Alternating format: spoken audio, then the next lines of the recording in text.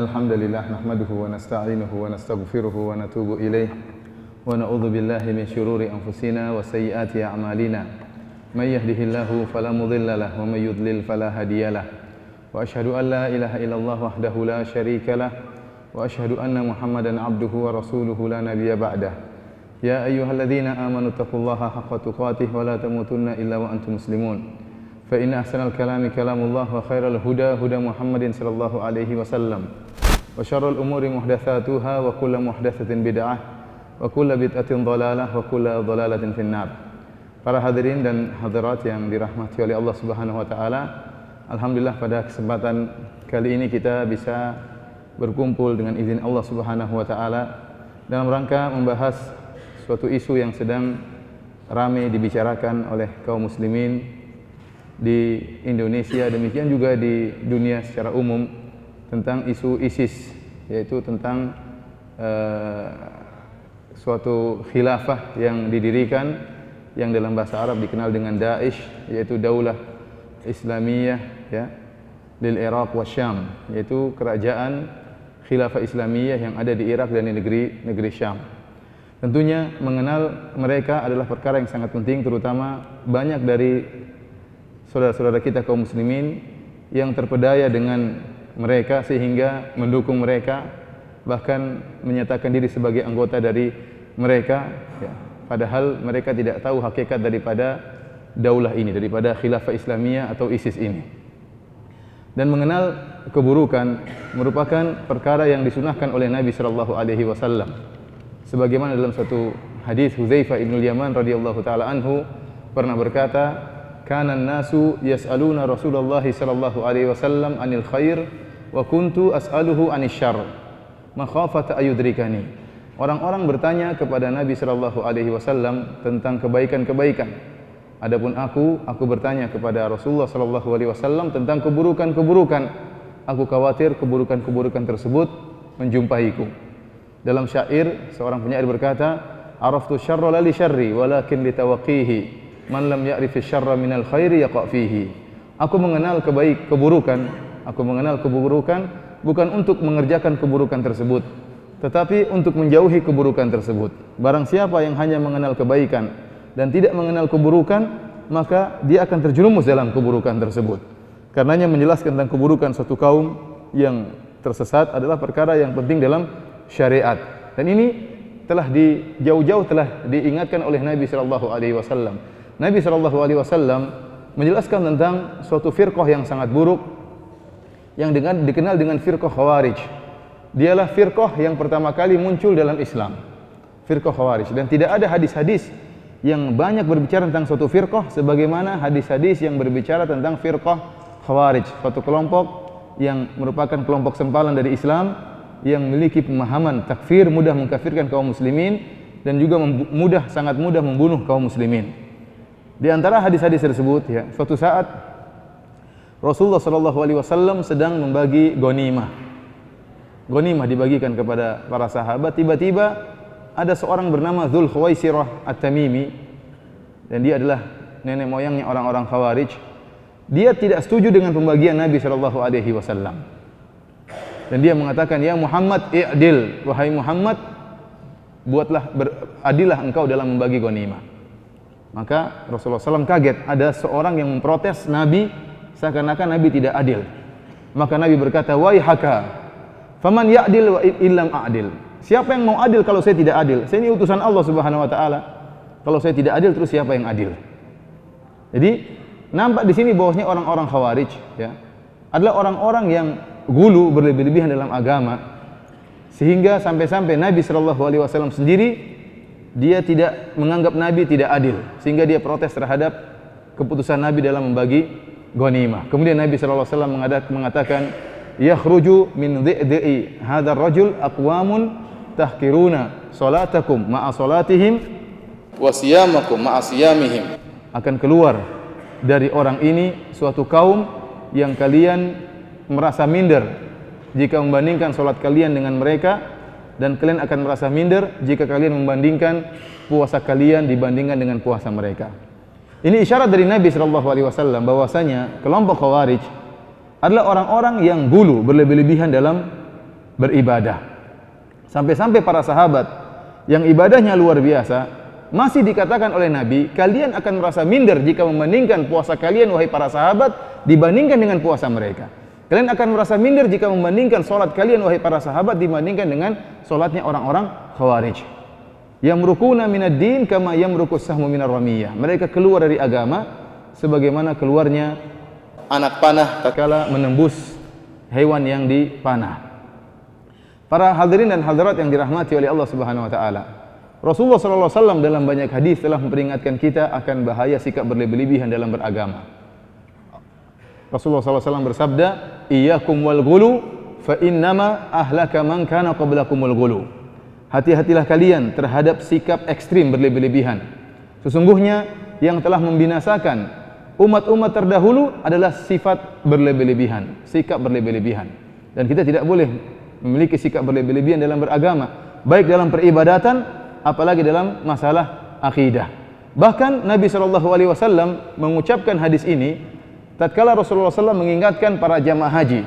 Tatkala Rasulullah SAW menyuruh mereka mengambil kerikil-kerikil untuk melempar jamarat, ya, jamaratul aqabah dan jamarat sugra wusta, ya, untuk melempar jamarat, Rasulullah SAW mengambil kerikil-kerikil tersebut. Kemudian Rasulullah SAW menampakkan kepada para sahabat ukuran kerikil-kerikil tadi. Kemudian Nabi SAW mengatakan, bimithli haula'i farmu. Carilah kerikil-kerikil yang ukurannya seperti ini dan lemparlah dengan ukuran-ukuran kerikil seperti ini. Iyyakum wal ghulu, dan janganlah kalian berlebih-lebihan. Jangan sampai mengambil kerikil yang besar, jangan ambil batu yang besar untuk melempar jamarat. Ini diingatkan oleh Nabi SAW, tidak boleh memiliki sikap berlebih-lebihan dalam masalah peribadatan, apalagi dalam masalah akidah. Kita dapati kelompok Khawarij ini, ya, memiliki sikap berlebih-lebihan dalam beribadah, dalam beragama. Ada rasa ketidakpuasan terhadap syariat ini. Nabi SAW membagi ghanimah dianggap tidak adil. Demikian juga berlanjut di zaman Utsman bin Affan radhiyallahu taala anhu.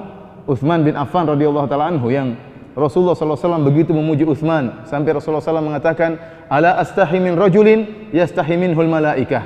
Kenapa aku tidak merasa malu dengan seorang yang malaikat malu kepada dia, yaitu Utsman bin Affan. Tetapi orang-orang Khawarij tidak setuju dengan pemerintahan Utsman. Mereka menganggap Utsman tidak adil. Maka mereka pun memberontak sehingga mereka akhirnya membunuh Utsman bin Affan radhiyallahu taala anhu tatkala beliau sedang dalam rumahnya sambil membaca Al-Qur'an, maka beliau terbunuh sementara darah beliau mengalir di Al-Qur'an yang sedang beliau baca.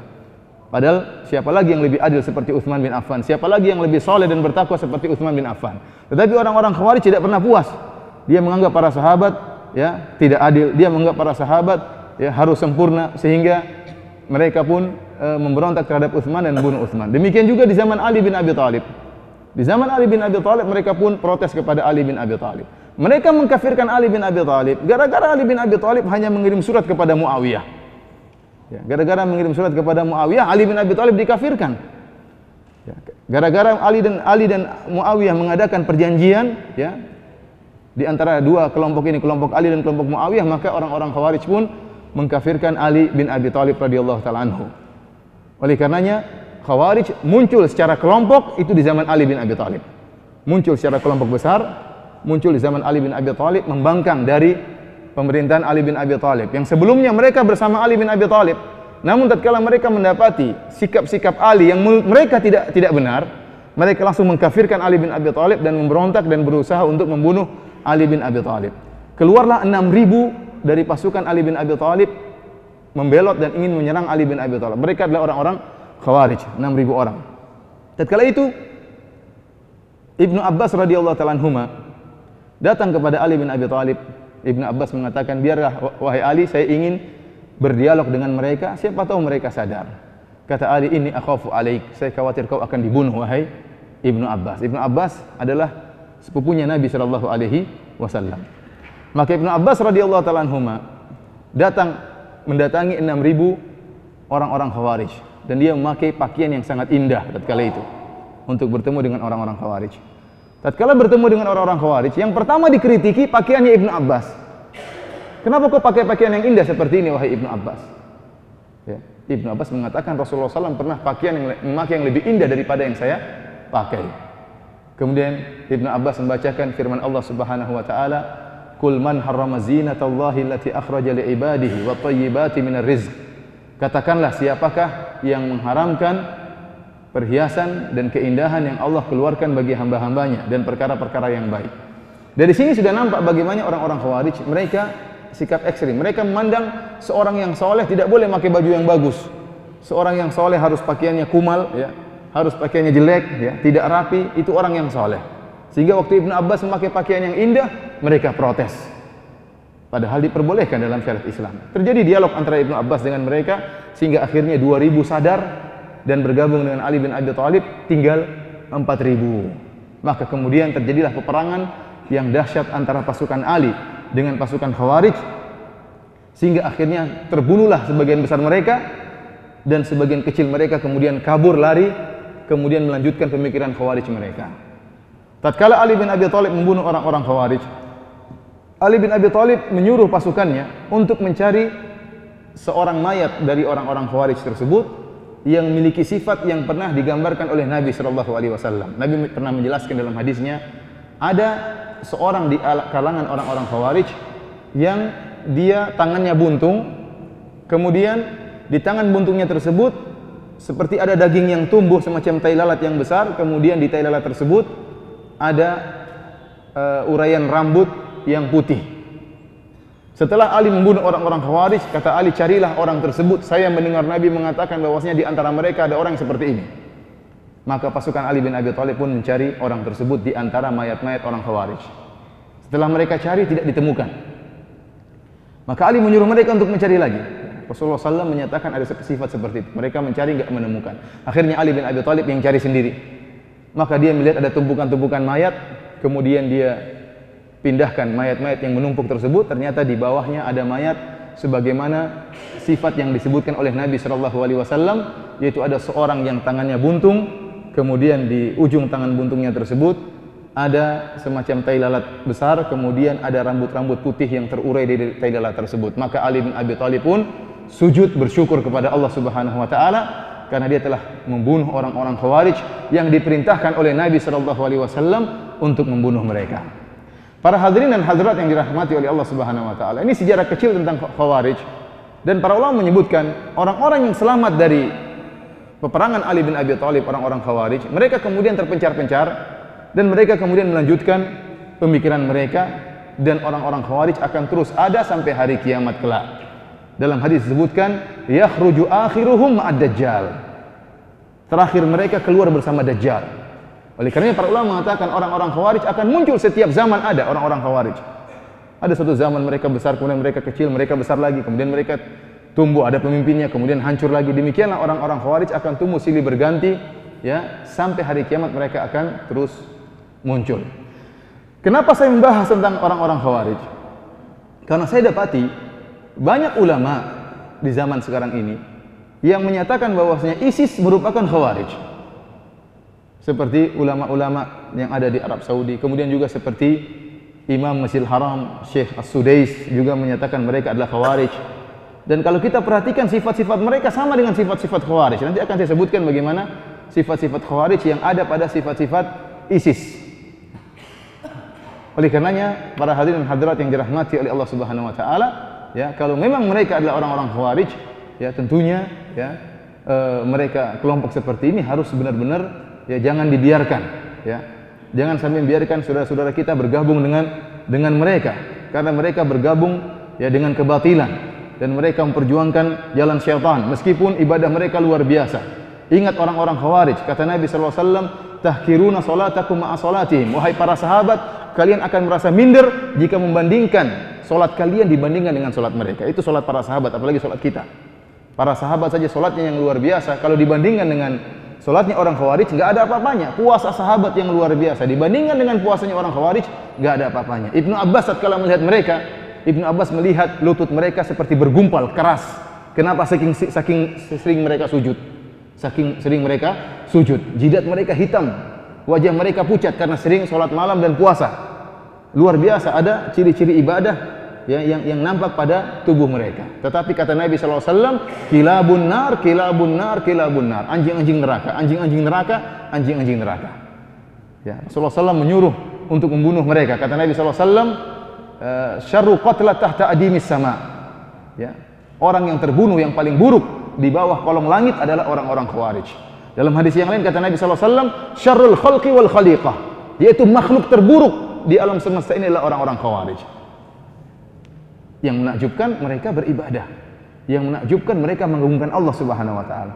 Yang menakjubkan ya, mereka puasa mereka, salat mereka, baca Al-Qur'an, yaquluna min khairi qawli khairil bariyah.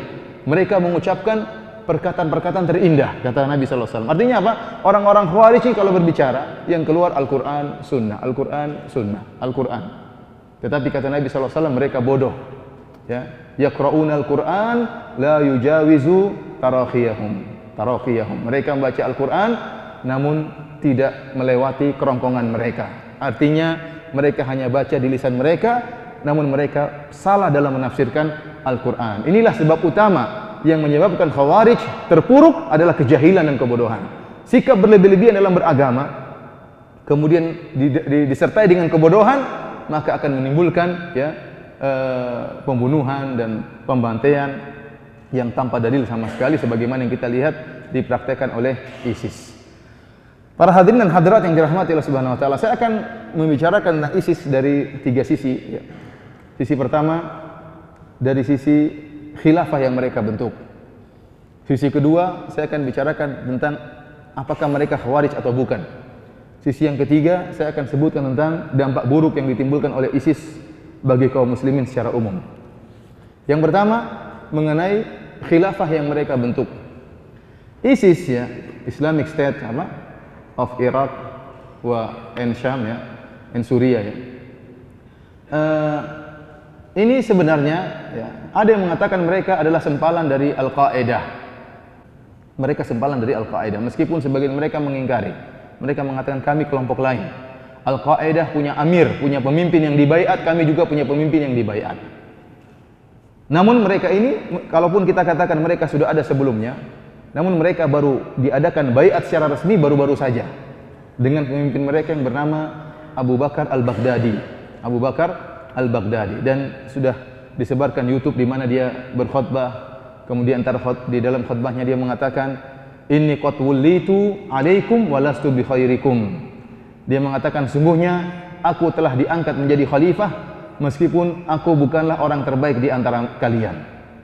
Ini ucapan diucapkan oleh Abu Bakar Al-Baghdadi, menukil dari ucapan yang pernah diucapkan oleh Abu Bakar As-Siddiq. Abu Bakar As-Siddiq radhiyallahu taala anhu tatkala diangkat menjadi khalifah setelah wafatnya Rasulullah sallallahu alaihi wasallam, dia mengucapkan ucapan ini. Dia mengatakan, inni qad wullitu alaikum, aku telah diangkat menjadi khalifah, walastu bi khairikum, dan aku bukan yang terbaik di antara kalian. Tawadhu dari Abu Bakar radhiyallahu taala anhu. Tetapi sungguh jauh berbeda antara Abu Bakar As-Siddiq dengan Abu Bakar Al-Baghdadi. Kalau kita lihat dari sisi pembentukan khilafah. Islam mengajarkan pembentukan khilafah dengan beberapa metode.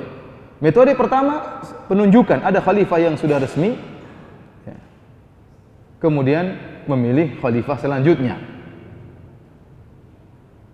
Adapun Abu Bakar radhiyallahu taala anhu diangkat menjadi khalifah dengan kesepakatan para sahabat. Kalau kita lihat hadis-hadis yang berbicara tentang pembentukan khalifah Abu Bakar, setelah Rasulullah SAW meninggal, maka terjadi khilaf antara kaum muhajirin dan kaum ansar. Sebagian kaum muhajirin mengatakan, kami angkat pemimpin dari kami. Kaum Ansar mengatakan, kami pun mengangkat pemimpin dari kami. Bagi kalian pemimpin, bagi kami pemimpin. Kemudian akhirnya terjadi musyawarah, akhirnya mereka sepakat untuk mengangkat Abu Bakar radhiyallahu anhu sebagai khalifah. Terjadi ijma', kesepakatan dari seluruh para sahabat untuk mengangkat Abu Bakar radhiyallahu taala anhu. Tatkala Abu Bakar radhiyallahu taala anhu meninggal dunia, beliau menunjuk Umar sebagai khalifah. Ini sistem kedua. Jadi sistem pertama dengan kesepakatan, musyawarah dan ijma' sepakat mengangkat salah seorang menjadi khalifah. Cara kedua adalah khalifah yang sudah resmi menunjuk khalifah berikutnya. Sebagaimana Abu Bakar menunjuk Umar setelah resminya Abu Bakar sebagai khalifah. Cara yang ketiga yaitu menggabungkan antara kedua cara. Penunjukan dan musyawarah sebagaimana yang dilakukan oleh Umar bin Khattab radhiyallahu taala anhu tatkala beliau akan meninggal dunia, beliau memilih 6 orang. Beliau menunjukkan 6 orang ini harus bermusyawarah, dan di antara 6 orang ini harus ada satu yang menjadi khalifah. Umar menggabungkan antara metode Abu Bakar ya dan metode penunjukan dan metode musyawarah. Maka kemudian akhirnya Utsman yang menjadi khalifah. Karenanya pembentukan khilafah ya harus dilakukan dengan musyawarah kaum muslimin. Ini telah dijelaskan oleh para ulama dalam buku-buku fikih mereka. Ada namanya ahlul hilli wal aqd, yaitu orang kaum muslimin memilih wakil-wakil mereka dari para ulama, dari orang-orang yang berkompeten dalam hal ini untuk duduk memilih khalifah yang pantas, yang berhak untuk menjadi khalifah. Sementara ISIS, mereka tidak melalui metode musyawarah. Jumlah mereka yang cuma ribuan orang tidak mewakili kaum muslimin seluruhnya. Kaum muslimin di alam semesta ini lebih dari 1 miliar. Ya. Mungkin hampir-hampir 2 miliar, 1, sekian miliar. Apakah cuma diwakili dari ribuan orang tersebut? Kemudian dikatakan saya sebagai khalifah resmi, khalifah internasional. Sekarang bukan cuma khilafah Irak dan Syam saja, tidak. Tetapi dia sudah menganggap dirinya sebagai khilafah, khalifah seluruh kaum muslimin di dunia ini. Sehingga dia menyeru agar seluruh kaum muslimin yang ada di dunia ini bergabung dengan dia. Maka berdatanglah sebagian orang anak-anak muda yang jahil datang menuju ke Irak untuk bergabung dengan khalifah ini, Abu Bakar al-Baghdadi. Di antaranya sebagian saudara-saudara kita dari Indonesia. Jadilah khilafah dia bukan cuma khilafah Irak dan Syam, tetapi khilafah satu dunia. Saya katakan kalau pembentukan khilafah hanya sekedar ribuan orang kemudian mengangkat satu orang menjadi khalifah, maka ISIS sudah terlambat. ISIS terlambat. Sudah ada khalifah-khalifah sebelum dia. Sudah ada khalifah-khalifah sebelum dia. Di Indonesia saja ada khalifah. Ada atau tidak di Indonesia? Ada. Khalifahnya Islam Jamaah. Ya, khalifahnya sudah ada sejak tahun 1941. Datang ke Indonesia bikin khalifah. Khalifah, ya. Kemudian orang-orang diajak berbaiat kepada dia yang tidak baiat kafir. Yang keluar dari kerajaannya maka murtad. Dan khalifah tersebut masih ada hingga sekarang. Sekarang khalifah yang ketiga kalau tidak salah, khalifah sudah ada sebelum ISIS. Maka saya katakan, wahai ISIS, kalian terlambat, sudah ada khalifah di Indonesia. Harusnya kalian berbaiat kepada khalifah di Indonesia. Dia tentu tidak mau, masa khalifah orang Indonesia. Maunya khalifah orang Arab. Tapi sudah ada di Indonesia. Lihat, ada negaranya, ya negaranya nggak tahu, negara bayangan, ya. Kemudian ada amir-amirnya, ya. Ada gubernur-gubernurnya. Ya. Kemudian selain ada juga Indonesia saja sudah ada 2 khalifah atau 3 atau lebih. Padahal dalam hadis Rasulullah SAW menyebutkan kalau sudah dibentuk khalifah, maka yang kedua harus dibunuh. Kata Nabi SAW, fa in jaa akhar faqtuluh fadribu unuqah. Kalau datang khalifah yang kedua, bunuh, penggal lehernya. Dalam riwayat kata Nabi SAW, kaina man kana, siapapun dia harus dibunuh. Kalau sudah berdiri khalifah dunia satu, maka yang lain tidak boleh ada khalifah yang kedua, harus dibunuh. Nah kita katakan, wahai ISIS, kau salah, sudah ada khalifah di Indonesia sebelumnya. Ini menunjukkan bahwasanya pembentukan khalifah tidak seperti yang mereka bayangkan. 3.000 orang kumpul kemudian bikin apa? Khalifah. Nanti ada di sana kumpul lagi 3.000 orang bikin khalifah. Nah, kita bikin di sini kumpul berapa ratus orang ini kita bikin khalifah. Saya khalifahnya. Kalau tidak ada yang baiat sama saya kafir. Apakah seperti itu bikin khalifah dengan mudahnya? Seperti ISIS, ada khalifah tidak baiat sama dia kafir. Islam Jamaah pun demikian. Khalifahnya orang tidak baiat sama dia kafir. Kita bilang mana khalifahmu? Pantas enggak jadi khalifah? Sementara kau mengkafir-kafirkan orang di luar khilafahmu, di luar kerajaanmu, khalifahmu pantas enggak jadi khalifah. Siapa yang pilih dia? Enak saja mendirikan khalifah kemudian di luar dia dikatakan kafir. Nah, ini penyakit banyak mengalami sebagian kaum muslimin. Maka saya katakan tadi ada khalifah Islam Jamaah, ada khalifah Jamaah Islamiyah, ya ada khalifah ISIS, ada khalifah yang lainnya. Terus saya katakan kalau memang pendirian khalifah dengan 1.000 orang, 2.000 orang pantas untuk menjadi khalifah, maka yang lebih berhak membentuk khalifah adalah para pejuang yang ada di Suriah. Jumlah mereka lebih banyak dan mereka lebih dahulu berjuang daripada ISIS tatkala melawan Bashar Assad. Mereka lebih dahulu berjuang, mereka lebih pantas untuk mendirikan khalifah daripada kalian wahai ISIS. Nah, kalau kita katakan bagaimana dengan khalifah yang ada di Indonesia, orang-orang ISIS akan mengatakan itu khalifah tidak sah.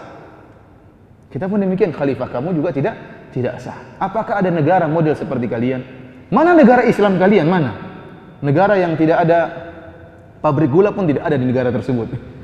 bikin pabrik apa ini? Terus negara seperti apa begitu? Negara boneka? Mana negaranya? Kalau negara kan jelas ada pasukannya, ada rajanya, ada anak buahnya, ada apa namanya produksinya ya. Namanya seperti Indonesia lah. Indonesia ini kalau bikin khilafah bisa. Ya.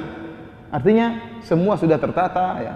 Adapun dalam kondisi perang seperti di Irak sekarang kemudian mendirikan khalifah, saya adalah khalifah yang tidak baiat kepada saya kafir, maka ini tidak benar. Terlalu banyak khalifah-khalifah yang sudah muncul sebelum Abu Bakar al-Baghdadi. Jadi dari sisi pembentukan khilafah dia tidak benar dan 4.000 orang tersebut atau 5.000 orang tersebut tidak mewakili 1 miliar lebih kaum muslimin di dunia ini. Kalau kita ingin mendirikan khilafah Islamiyah, maka kita kumpulkan para ulama-ulama untuk memilih khalifah yang terbaik, baru kita dirikan dia sebagai khalifah. Bukan 4.000 orang, 3.000 orang, 1.000 orang kemudian bikin khalifah.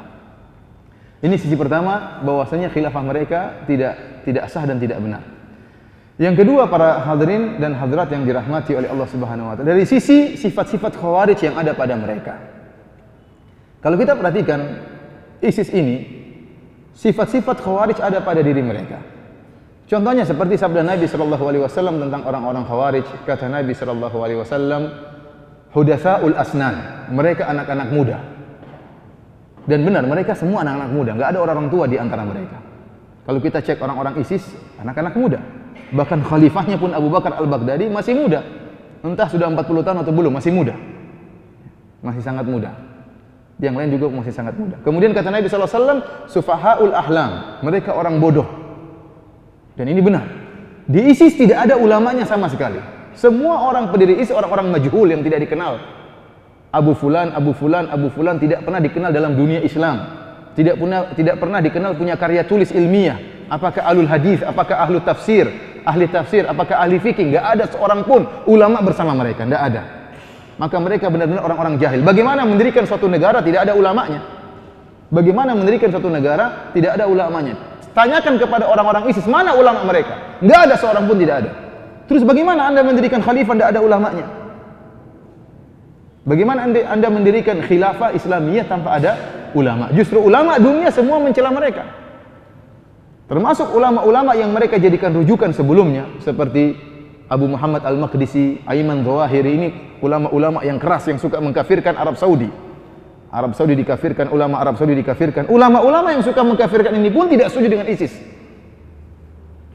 Mereka punya syekh-syekh, guru-guru yang punya pemikiran takfir, suka mengkafirkan ya.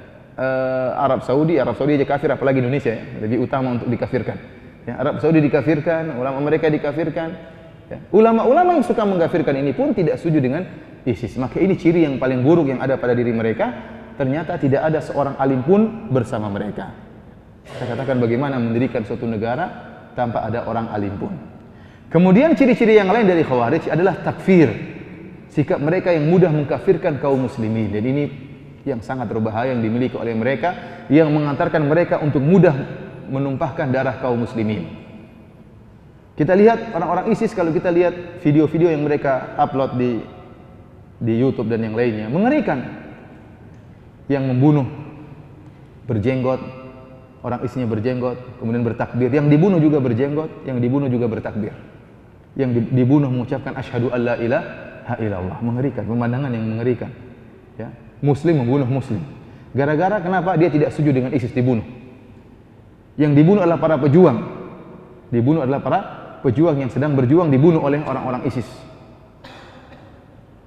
Oleh karenanya para hadirin dan hadirat yang dirahmati oleh Allah Subhanahu wa taala, sebagaimana pernah saya sampaikan pada kajian di PTIK yang lalu, bahwa saya katakan jangankan membunuh seorang muslim, membunuh orang kafir yang tidak boleh dibunuh saja berbahaya. Dalam hadis kata Nabi sallallahu alaihi wasallam, "Man qatala mu'ahadan lam yarah raihatal jannah." Barang siapa yang membunuh seorang kafir mu'ahad, yaitu seorang kafir yang punya perjanjian damai dengan kita, maka dia tidak akan mencium bau surga. Orang-orang ISIS jadi masalahnya, mereka menganggap kondisi kita dengan orang-orang kafir satu kondisi perang terus. Padahal tidak. Kondisi antara kaum muslimin dengan orang kafir bisa bermacam-macam kondisi. Di antaranya kondisi perang. Ada kondisi perang. Kemudian ada kondisi perjanjian damai. Seperti Nabi SAW tatkala melakukan perjanjian damai dengan orang-orang musyrikin Arab. terjadi perjanjian Hudaybiyah, perjanjian damai. Seperti sekarang, kebanyakan negara-negara berada dalam perjanjian damai. Tidak ada peperangan antara kaum muslimin dengan orang-orang kafir. Ada perjanjian damai.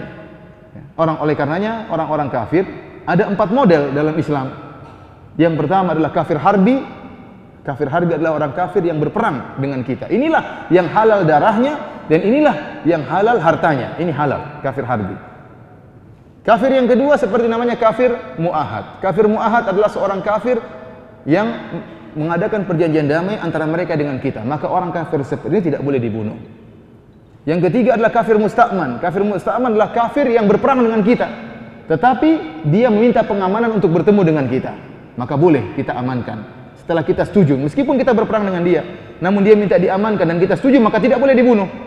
Dan yang keempat kafir zimmi. Kafir zimmi adalah orang kafir yang tinggal bersama kita di daerah kaum muslimin dan dia membayar upeti. Ketiga model kafir ini tidak boleh dibunuh. Kafir mu'ahad, kafir musta'man, kafir zimmi. Kafir mu'ahad yaitu yang punya perjanjian damai.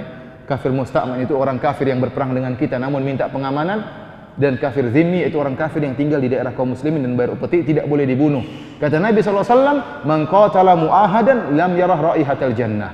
Barang siapa yang membunuh seorang kafir yang punya perjanjian damai dengan kita, dia tidak akan cium bau surga. Ini orang kafir yang dibunuh, tidak akan mencium bau surga. Bagaimana lagi dengan seorang muslim yang dibunuh? Dalam hadis kata Nabi SAW, "La zawalu dunya indallahi ahwanu min qatli rajulin muslim." Hilangnya dunia ini lebih ringan di sisi Allah daripada terbunuhnya seorang muslim. Dunia ini kalau hancur bagi Allah ringan daripada terbunuhnya seorang muslim yang dia bersyahadah, dia salat, dia sujud kepada Allah Subhanahu wa taala, dia berpuasa kemudian dibunuh, lebih berat di sisi Allah daripada hilangnya dunia ini.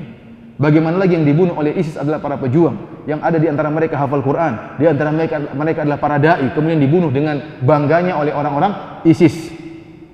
Oleh karenanya sikap takfir mereka berlebih-lebihan. Oleh karenanya saya dapat kabar dari sebagian asatidah yang sering ke Suriah. Mereka mengatakan orang-orang ISIS ini tidak mengenal tawanan, tidak ada tawanan. Jadi gitu tangkap orang dibunuh, tidak ada tawanan. Ada orang yang datang menemui ISIS, ketangkap, mau bayat, terlambat bayat, dibunuh. Dia, saya tobat, saya ingin berbayat, enggak, dibunuh. Kenapa enggak bayat dari dulu? Sudah ketangkap baru mau bayat, dibunuh. Jadi enggak ada tawanan di sisi mereka. Semuanya dibunuh dengan begitu sadisnya. Para hadirin dan hadirat yang dirahmati oleh Allah Subhanahu wa taala, dari sini yang paling berbahaya adalah masalah takfir yang dimiliki oleh ISIS. Dan ISIS tujuan mereka adalah sampai ke Arab Saudi. Mereka harus menguasai Arab Saudi. Mereka menganggap Arab Saudi kafir, ulama mereka kafir, dan mereka telah mengancam salah seorang ulama, kata mereka, kalau kami datang ke Arab Saudi, kau yang pertama kami sembelih. Dan mereka berusaha masuk ke Arab Saudi, dan kita bisa bayangkan bagaimana kalau kemudian mereka sampai tiba di Arab Saudi terjadi pertumpahan darah antara kaum muslimin. Dari sini banyak para ulama yang memvonis mereka sebagai orang-orang khawarij karena ciri-ciri khawarij ada pada diri mereka. Di antara ciri-ciri khawarij yang ada pada diri mereka yaitu sabda Nabi SAW, "Yaqtuluna ahlal Islam wa yada'una ahlal authan."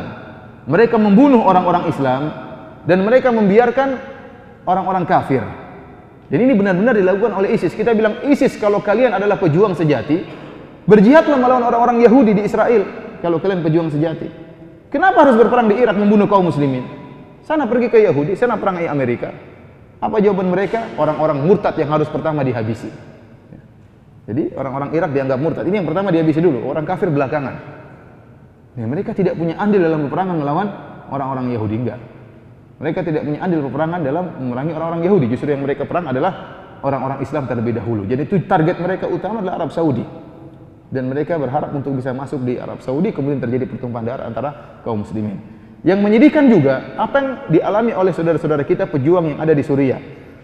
Saudara-saudara kita, tatkala mereka berhadapan dengan ISIS, mereka ragu-ragu. Apakah mereka harus menembaki orang-orang ISIS sementara mereka juga bersyahadah, mereka juga adalah orang-orang Islam. Sementara ISISnya tidak ragu-ragu untuk menghabisi mereka. Sehingga sering mereka akhirnya terbunuh oleh orang-orang ISIS karena ada keraguan untuk membunuh mereka.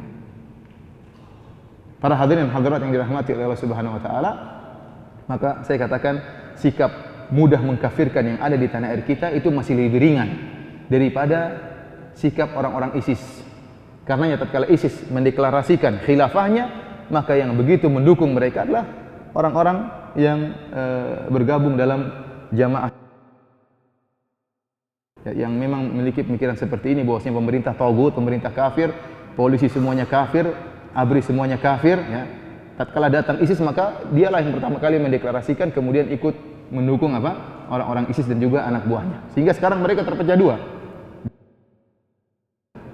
Yang ikut membaiat Abu Bakar al-Baghdadi pemimpin ISIS, dan yang tidak ikut membaiat, maka membuat jamaah baru yang saya dengar namanya jamaah. Tetapi pemikiran takfir ini ya, yang ada di orang-orang ISIS sudah ada pada saudara-saudara kita yang ada di tanah air Indonesia. Para hadirin dan hadirat yang rahmati Allah Subhanahu wa taala, ini poin yang kedua yang saya sebutkan, bahwasanya ciri-ciri yang terdapat pada ISIS sama dengan ciri-ciri orang-orang Khawarij.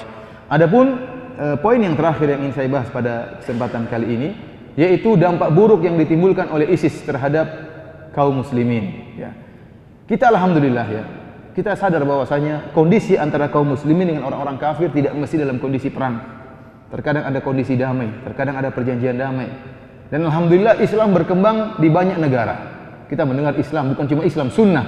Sunnah berkembang di misalnya di Amerika, sunnah berkembang di Inggris, sunnah berkembang di Perancis. Bukan hanya sekedar Islam, tapi sunnah. Islam yang di atas sunnah berkembang. Dengan kedamaian berkembanglah Islam tersebut. Banyak orang mengenal Islam, banyak orang-orang stres, orang-orang barat yang mereka akhirnya mengenal Islam. Mereka menemukan ketenangan dalam Islam. Dengan adanya ISIS yang ditampilkan di YouTube, kemudian di internet, kita bayangkan apakah ada orang kafir kalau melihat Islam seperti ini dia bakalan masuk Islam? Jawabannya tidak ada. Lihat ada orang Islam bunuh orang Islam, siapa yang mau masuk agama seperti ini? Semakin nampaklah bahwasanya Islam adalah ajaran teroris. Jangankan orang kafir, orang muslim saja mereka saling bunuh di antara mereka. Hilanglah agama ini sebagai agama rahmat. Apa fungsi firman Allah Subhanahu wa taala, "Wa ma arsalnaka illa rahmatan lil alamin." Tidaklah kami utus engkau wahai Muhammad kecuali rahmat bagi alam semesta. Mana ayat-ayat seperti ini? Hilang semuanya gara-gara ya dampak mereka melihat adanya sikap bengis yang dilakukan oleh orang-orang ISIS. Maka mereka akan menjauh dari Islam. Mulailah semakin kaum muslimin semakin ditekan, ya. Jangankan di negara kafir, di negara Islam pun terkadang banyak tuduhan-tuduhan, ya. Sehingga jenggot diidentikan dengan ISIS. Ada orang punya jenggot dituduh apa? Dituduh ISIS. Bahkan kemarin saya ditelepon sama seorang polisi, polisi dipanggil komandannya, polisinya berjenggot, kamu ISIS ya? Sampai polisi juga dituduh ISIS. Artinya, apalagi di luar polisi. Kita keluar, subhanallah, saya nggak dituduh, saya nggak ada jenggot saya, tapi yang punya jenggot akan dituduh sebagai ISIS. Ya. Semakin terpuruk kondisi kita, orang-orang menyamakan sunnah dengan ISIS. Sampai ada selebaran saya pernah baca, ya, ciri-ciri teroris. Di antara ciri-cirinya berjenggot, celananya cingkrang, suka ke masjid. Loh, bahaya. Ciri teroris suka ke masjid. Nah, repot. Ya, sampai saya katakan saya pernah pergi sama istri saya, kemudian istri saya ditemani dengan temannya seorang ibu-ibu, kemudian istri saya bawa anak-anak saya, istri saya bercadar. Oh, kita diperiksa. Sementara orang-orang yang mungkin buka auratnya, yang pakai rok mini semuanya lewat, nggak diperiksa. Sementara saya, istri saya dan teman istri saya diperiksa. Ya wajar dia lihat ini orang istrinya dua lagi. Padahal teman istri saya cadaran.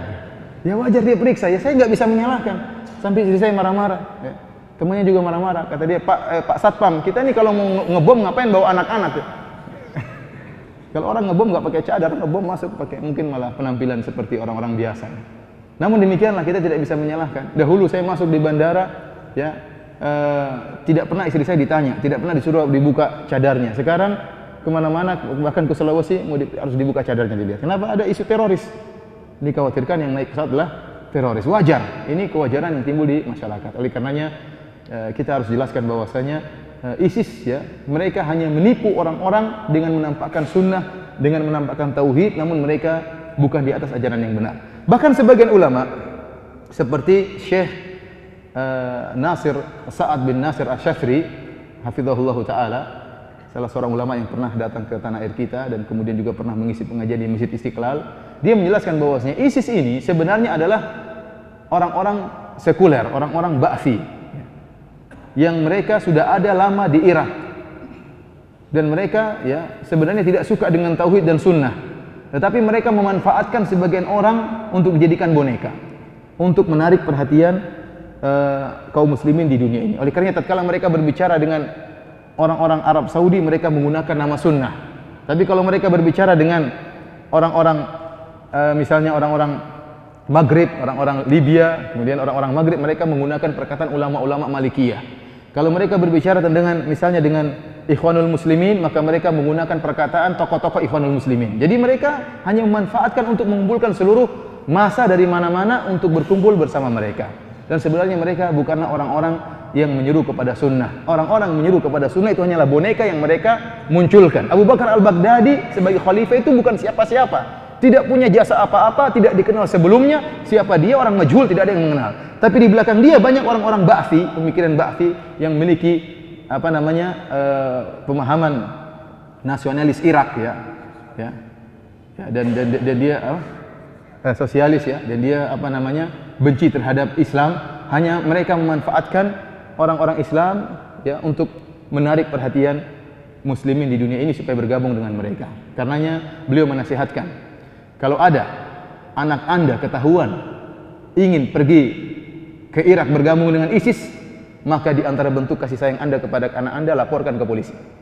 Jangan sampai dia bergabung dengan kelompok ISIS. Kalau Anda mengetahui suami Anda ingin gabung dengan ISIS, laporkan ke polisi biar ditangkap. Ini nasihat beliau. Kalau istri mungkin enggak gabung sama ISIS, istri enggak. Tapi kalau suami Anda ketahuan ingin gabung dengan ISIS, maka laporkan ke polisi biar ditangkap. Karena mereka bergabung dengan kelompok yang batil di atas kebatilan, mudah mengkafirkan kaum muslimin. Mereka lebih berbahaya daripada Yahudi dan Nasrani, sebagaimana perkataan beliau Syekh Sa'ad Asy-Syafri hafizahullahu taala. Para hadirin dan hadirat yang dirahmati oleh Allah Subhanahu wa taala, ini mungkin yang bisa saya sampaikan gambaran tentang ISIS bahwasanya mereka memiliki sifat-sifat khawarij yang sangat berbahaya, mudah mengkafirkan kaum muslimin, mudah mengkafirkan para ulama, merendahkan para ulama, dan tidak ada para ulama bersama mereka. Mereka adalah anak-anak muda dan khilafah yang mereka bentuk adalah tidak sah, sementara mereka mengkafirkan orang-orang yang tidak berbaiat kepada mereka atau yang keluar dari baiat mereka. Wallahu alam bissawab. Waalaikumsalam. Di antara perkara yang menjadi tanda tanya yang disebutkan oleh para ulama, kita tahu bahwasanya pertempuran atau konflik yang terjadi antara ahlu sunnah dengan orang-orang Syiah di Suriah itu bertahun-tahun lamanya. Selama itu tidak terdengar ISIS kemana mereka, padahal mereka sudah ada di situ. Ini katakan para ulama, mereka dibiarkan oleh pemerintah Bashar Assad, tidak digubris oleh mereka. Belakangan baru muncul. Tatkala Bashar Assad mulai terdesak, baru kemudian muncul ISIS untuk menyerang ahlu sunnah, sehingga terjadilah perang saudara antara ahlu sunnah. Kalau kita kelompokkan ISIS bukan dari Syiah, maka dia termasuk dari ahlu sunnah. Namun selama 3 tahun atau berapa tahun terjadi konflik, mereka tidak muncul. Munculnya belakangan. Kemana mereka selama ini? Jadi semakin tanda tanya bagi kita.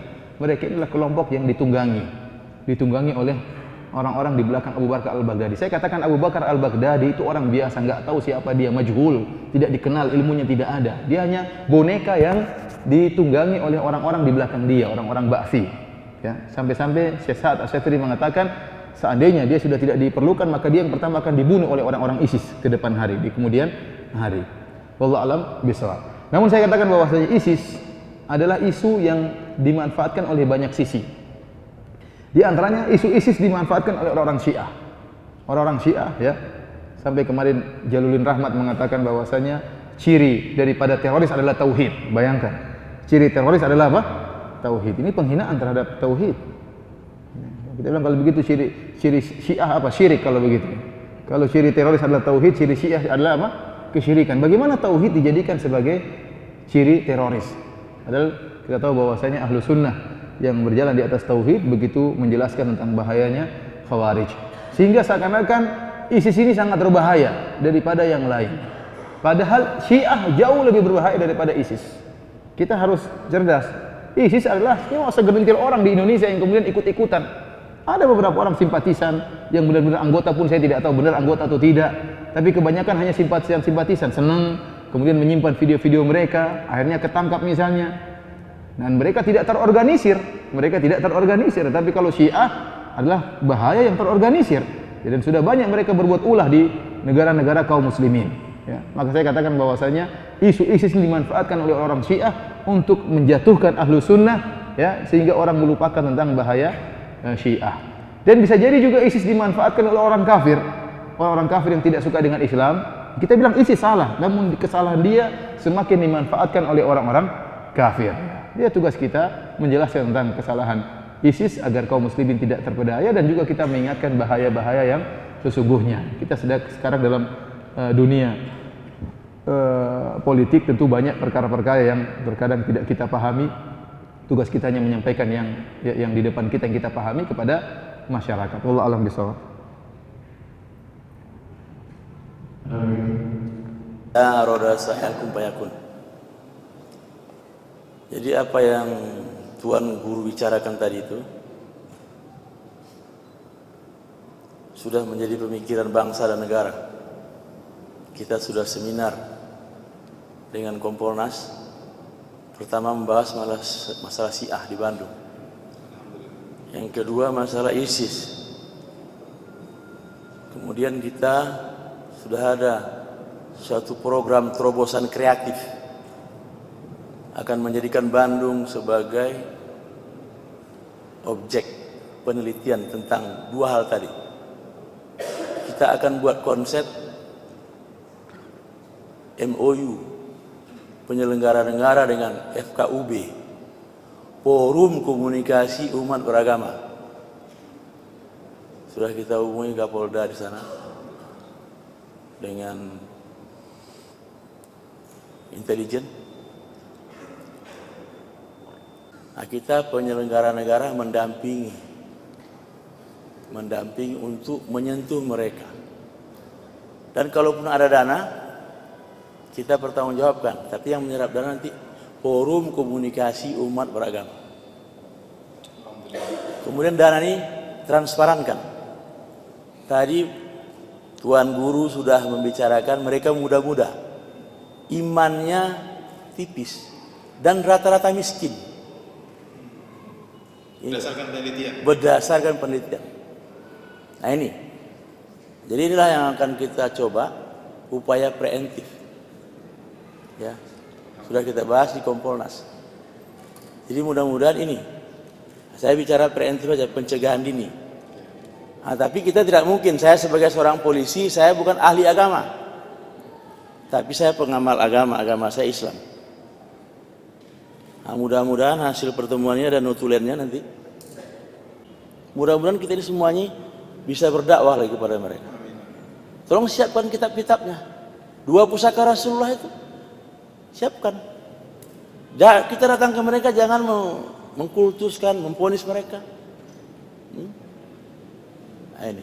Memang hadis juga Rasulullah mengatakan, saya tafsirnya begini. Nanti di akhir zaman itu yang ngaku Islam itu 73, tapi yang benar adalah yang mengamalkan 2 pusakaku, Al-Quran dengan sunnahku. Jadi ini sudah diperkirakan oleh Rasulullah. Nah, tapi tadi bukan itu, bunuh-bunuh itu bukan. Nah, itu situ mereka ini. Jadi saya rasa ini pertemuan ini bagus.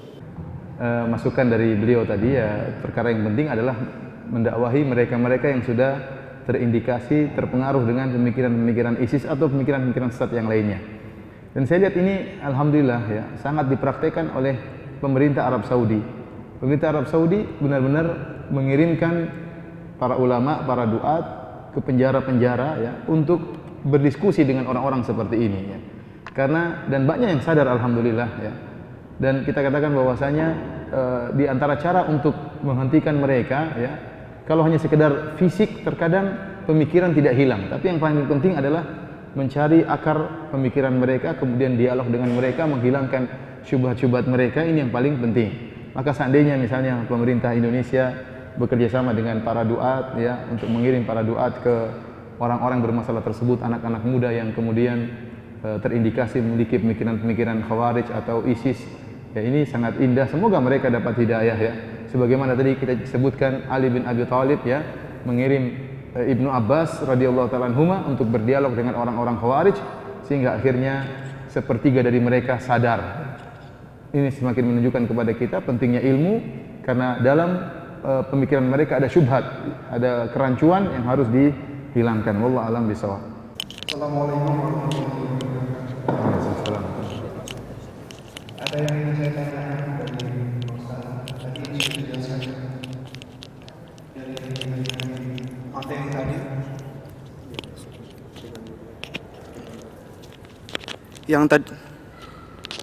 Yang tadi dijelaskan, contoh kelompok ISIS ini saat masuk negeri A, negeri B, negeri C, negeri A, dia mengikuti karakteristiknya. Kemudian negeri B juga mengikuti karakteristiknya. Dengan dikatakan lain, dia munafik, gitu ya, munafik.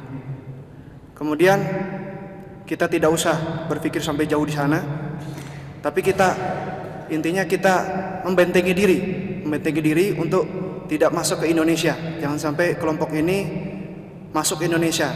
Nah, yang sudah disebutkan tadi, ciri-cirinya, apakah ada ciri-ciri lain yang sudah berkembang di Indonesia sehingga bukan hanya dari pihak kepolisian saja, sampai masyarakat umum pun tahu ciri-cirinya yang sudah berkembang di Indonesia ini apa saja, sehingga apabila ada dari ciri-ciri ISIS ini bisa dilaporkan ke pihak berwajib ataupun ke pihak MUI.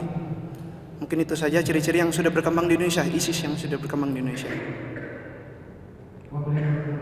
Wassalamualaikum warahmatullahi wabarakatuh. Waalaikumsalam warahmatullahi wabarakatuh. Wallahu alam, saya rasa ISIS ya, mungkin pihak kepolisian lebih tahu ya. Setahu saya ada orang-orang simpatisan kepada ISIS ada. Secara umum mereka adalah orang-orang yang bergabung dalam jamaah.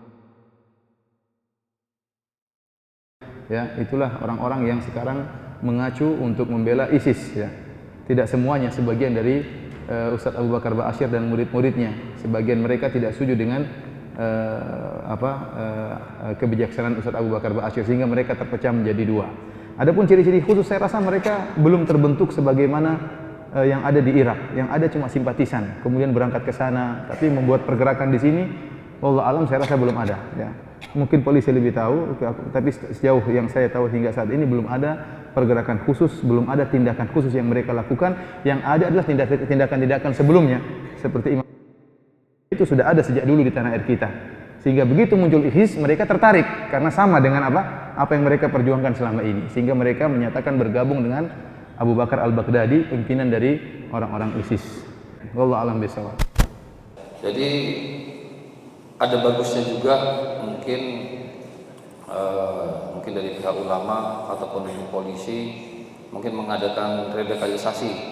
Jadi itu saja penyampaian dari saya, mungkin agar lebih mengedepankan radikalisasi, mungkin masuk ke pesantren-pesantren ataupun ke lembaga permasyarakatan untuk memberikan pemahaman kepada teroris maupun mahasiswa pesantren agar tidak mengikuti aliran-aliran ISIS tersebut. Terima kasih. Assalamualaikum warahmatullahi wabarakatuh.